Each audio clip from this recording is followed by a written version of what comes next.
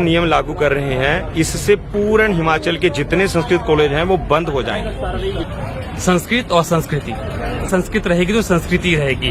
भारत की दो ही प्रतिष्ठा है, तो हम इसके लिए, हमारा मेन उद्देश्य ये है कि हम इसके लिए कार्य कर रहे हैं। यदि आपने शास्त्री की है तो आप शास्त्री पद के योग्य नहीं हैं। शास्त्र पढ़ने वालों की हत्या कर दो, शास्त्र विलुप्त हो जाएंगे। भारत पर इस्लामिक आक्रांताओं ने हिंदुओं का नरसंहार किया, जनेऊ उतरवा दिए। हिंदू धर्म के लाखों ग्रंथ, विश्वविद्यालय और पुस्तकालय जला दिए। फिर ईसाई आक्रमणकारियों ने अंग्रेजी के प्रसार के लिए मैकाले की शिक्षा नीति भारत पर लागू कर दी।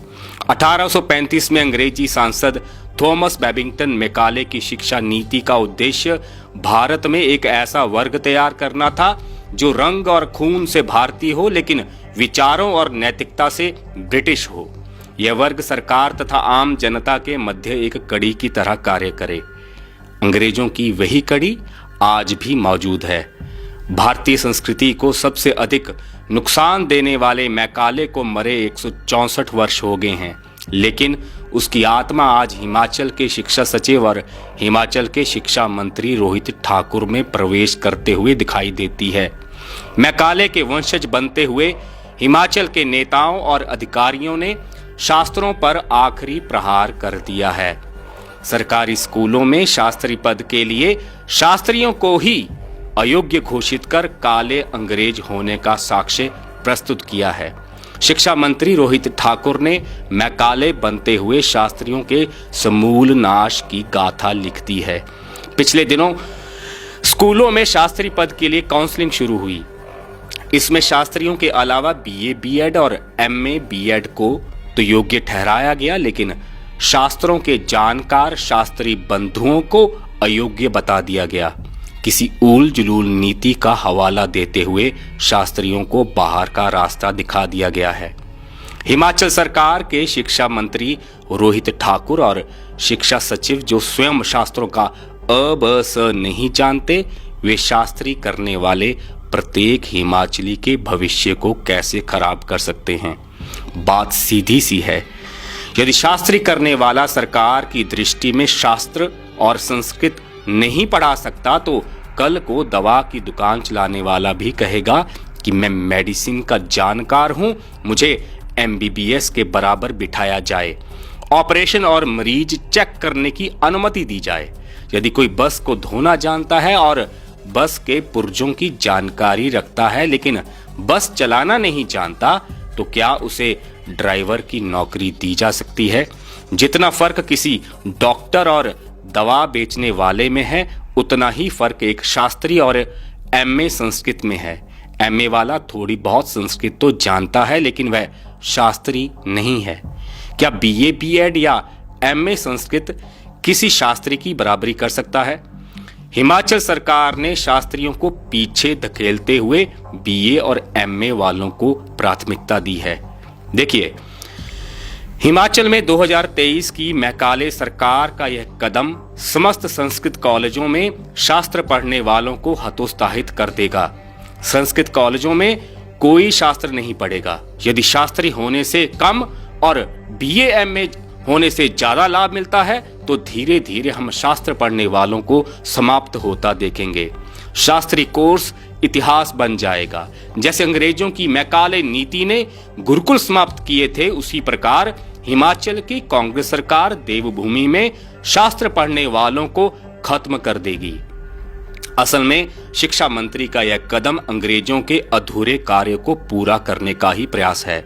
यदि सुक्खू सरकार ने शास्त्रियों के समूल नाश की यह नीति ना बदली और शास्त्रियों पर बीएड जैसे अप्रासंगिक कोर्स थोप दिए, तो देवभूमि के समस्त संस्कृत कॉलेज बंद हो जाएंगे।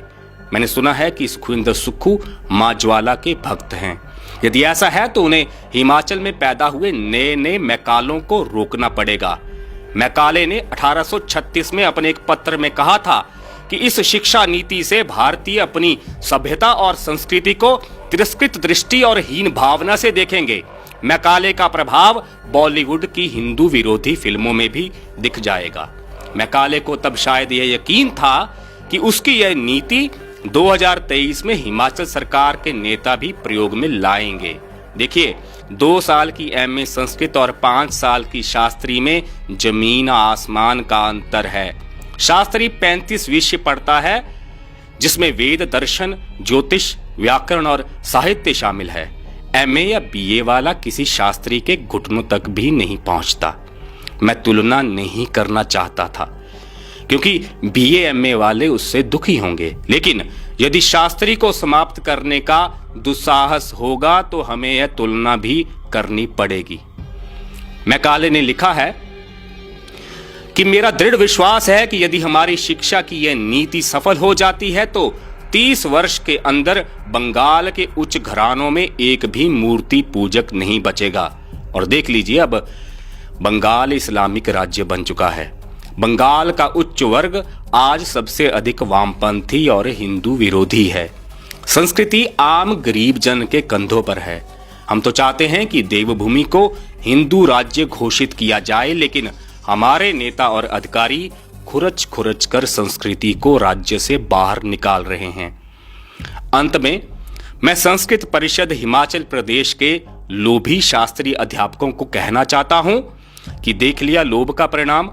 आप लोगों ने प्रिंसिपल बनने की वासना के चलते समस्त शास्त्रियों का भविष्य दांव पर लगा दिया है। पॉलिटिक्स खेलने वाले चंद शास्त्रियों को पद की इतनी लालसा थी कि वे स्वयं शास्त्रों को भूल गए। शास्त्रियों की इस दयनीय स्थिति के लिए शास्त्री खुद भी जिम्मेदार हैं। धन और पद की लालसा में कुछ शास्त्री लिप्त हैं, जिन्होंने नेताओं के मन में संशय और असमंजस का बीज बोया। उन शास्त्रियों को टीजीटी के लाभ चाहिए थे। भाई, जब शास्त्री ही शास्त्रों को भूलकर धन पद की वासना में डूबकर लॉबिंग करेगा, तब उन्हें उपनिषद और गीता का भी स्मरण कर लेना चाहिए था। सुख की अभिलाषा दुख का बीज बोती है। चंद शास्त्रियों ने समस्त शास्त्री कोर्स को दांव पर लगा दिया है। इसलिए सुक्खू सरकार से विनती है कि शास्त्री पद केवल और केवल शास्त्री बंधुओं द्वारा ही भरे जाएं। बीएड या बीए एमए का खेल सनातन संस्कृति के अध्यापकों पर ना थोपा जाए। अंग्रेजों ने ही 2 और 3 साल के टीचर ट्रेनिंग कोर्स की सिफारिश 1944 की सार्जेंट रिपोर्ट में पेश की थी। हम अंग्रेजी शिक्षा नीति को आज तक ढो रहे हैं। काश हिमाचल का मुख्यमंत्री या शिक्षा मंत्री कोई सच्चा सनातनी होता। आजादी के 75 वर्ष बाद यही दिन देखना बाकी था जब वेद, उपनिषद व संस्कृत के 35 विषयों के जानकारों को बीए, एमए या बीएड के 5 विषय जानने वालों से निकृष्ट माना जा रहा है। यदि हिमाचल सरकार ने फैसला नहीं पलटा तो हम मान सकते हैं कि देवभूमि में मैकाले जीत गया और शास्त्री हार गया। आप हमें नीचे दिए गए नंबर पर सहयोग भेज सकते हैं। धन्यवाद। जय भवानी, हर हर महादेव। ये बीएड की आवश्यकता नहीं है। ये बोलते हैं कि शिक्षा की गुणवत्ता को देखते हुए बीएड अनिवार्य हो, पर जेबीटी के लिए जब बीएड की आवश्यकता नहीं है तो शास्त्री के बीएड की आवश्यकता क्यों? तो आज तक हिमाचल सरकार ने कोई भी ऐसा एक महाविद्यालय नहीं खोला हुआ है या कोई ऐसा सोर्स नहीं कि शास्त्रियों को बीएड करवा सके। एक भी महाविद्यालय एनसीटी की गाइडलाइन का वो हवाला दे रहे हैं, पर आज तक कोई महाविद्यालय ऐसा नहीं है जो शास्त्रियों को बीएड करवा सके। जिन्होंने भी बीएड की है वो हिमाचल से बाहर से की है, वो भी संस्कृत के मीडियम में बीएड नहीं है, वो हिंदी मीडियम में करके आए हैं और यहाँ पे वो एलिजिबिलिटी ही नहीं रखते। एक मिनट जी, मैं बीएड कर रही है, मैं शास्त्री है जी, मुझे हिमाचल का कॉलेज एडमिशन देगा? नहीं देगा, कभी भी नहीं मिलेगा। तो मतलब कहने का है कि आपको पंख दिए नहीं गए और आपको बोला कि उड़ारी मार, तो आप उस प्रतियोगिता में तो उस प्रतिस्पर्धा में तो हारेंगे ही। बिल्कुल हारेंगे, बिल्कुल हारेंगे। जब इन्होंने शास्त्री के ऊपर बीएड लगा दी तब बीएमए वाले भी जो है हमारे बीच में आ गए, तो वो भी जो है शास्त्री पद के लिए एलिजिबल हो गए हैं। नहीं, पद शास्त्री ही रहा है। हाँ, पद शास्त्री रहा है। पद शास्त्री है, लेकिन क्वालिफिकेशन जो है वो शास्त्री नहीं है। नहीं, वो एक सब्जेक्ट पढ़ के शास्त्री बन रहे हैं, हम 5 सब्जेक्ट पढ़ के शास्त्री बन रहे हैं। ज्ञान शकुंतल पढ़ करके शास्त्री बन रहे हैं। संस्कृत का उनको कोई ज्ञान नहीं है, बीए संस्कृत वाले हैं। अब मुझे बताइए कि एमए में क्या सिलेबस है, बीए में क्या? एमए में अभिज्ञान शकुंतल नाम की एक पुस्तक है, उसके 5 अंक भी नहीं पढ़ाए जाते हैं। उनको मतलब जो है आधा सिलेबस नहीं पढ़ाया जाता है, रघुवंश पर पढ़ाया जाता है। और जो शास्त्री है उसको शास्त्री शब्द का अर्थ नहीं पता है। जिस पोस्ट पर वो लगाए जा रहे हैं उन लोगों को आप लोगों ने ऐसा क्या पढ़ा है? एक्स्ट्रा क्या पढ़ा उनसे? हम बताते हैं सर। पढ़ा, व्याकरण पढ़ा, जो होता है उनको 6 शास्त्र का ज्ञान नहीं है सर। छंदा पादुतु वेदस्य मुखम व्याकरणम समृतम ज्योतिषामेनम चक्षु निरुक्त श्रोत्रम उच्यते। छंद जो है पैर हैं, छंदा पादुतु वेदस्य मुखम व्याकरणम समृतम। बहुत आग्रह भी किया, आश्वासन भी दिए गए। हमारे सचिव बोलते थे हैं कि हाँ शास्त्रियों के साथ गलत हो रहा है, लेकिन मैं कुछ नहीं कर सकता। तो भाई कौन कर सकता है? अगर आप, किसने कहा था? ये हमारे शिक्षा सचिव जी के द्वारा है कि शास्त्रियों के साथ जो हो रहा है वो हो गलत रहा है। एक विषय और है कि हम तो चलो शास्त्री करके आगे निकल गए हैं और टैट भी पास आउट करते हैं और एलिजिबिलिटी रखते हैं, पर एक विषय और हो गया है कि जो लोग अभी शास्त्री कर रहे हैं, पहले ऐसा होता कि आपने शास्त्री कर रहे हैं तो आप टैट की परीक्षा दे सकते थे या शास्त्री का टैट की परीक्षा दे सकते थे। अब तो टैट में ही एलिजिबिलिटी नहीं है। टैट का जब फॉर्म भरा जाएगा तो उसमें बीएड की अनिवार्यता कर दी गई है। आप ये देखिए कि शास्त्री तो टैट ही, शास्त्री टैट नहीं दे सकता। हिमाचल सरकार या हिमाचल का शिक्षा विभाग या यहाँ की ये यूनिवर्सिटी है, वो शास्त्री वालों को बीएड की में एडमिशन तो देती नहीं ना? नहीं देती। तो फिर कौन सा ऐसा राज्य है जहाँ पर आप बीएड करके आ गए? कुछ कुरुक्षेत्र से करे, कुछ कुरुक्षेत्र से, कुछ जम्मू से नहीं है, कुछ वहाँ से कर रहे हैं। ठीक है। अच्छा, तो आप इस विषय पर अगर टिके हुए हैं तो इसके मूल में आपको क्या लगता है? इसका आपने जड़ पकड़ी है क्या? इसकी मंशा हमें यही लगती है कि संस्कृत का विनाश करो। जैसे हरियाणा किसी और स्टेट्स में हो गया है, संस्कृत का कोई नामो निशान नहीं है, संस्कृत कॉलेजों का नामो निशान नहीं है, विद्यालयों में संस्कृत नहीं है, वैसा ही उसी तर्ज पे हिमाचल पे भी होने वाला है। तो ये ही हमारी मूल लड़ाई है कि संस्कृत बचाओ, संस्कृति बचाओ। हम सरकार से आवेदन करते हैं, अगर हमें अपनी लड़ाई हाई कोर्ट के बाद सुप्रीम कोर्ट तक भी ले जानी पड़ेगी तब भी हम लड़ेंगे। और फिर भी हम एक प्रयास प्रार्थना करते हैं कि अगर सरकार इसमें अपना नर्म रुख और बड़ा दिल करके शास्त्रियों के हित में फैसला देती है तो हम अपना केस वापस लेने के लिए भी कितनी तैयार हैं। नौकरियां अभी 494। 494। और कितने शास्त्रियों में अप्लाई किया था या करना चाह रहे थे? तो शास्त्री कम से कम 5000 है। वैसे ही वेद तब तक नहीं मिटेंगे जब तक हमारी संस्कृति है।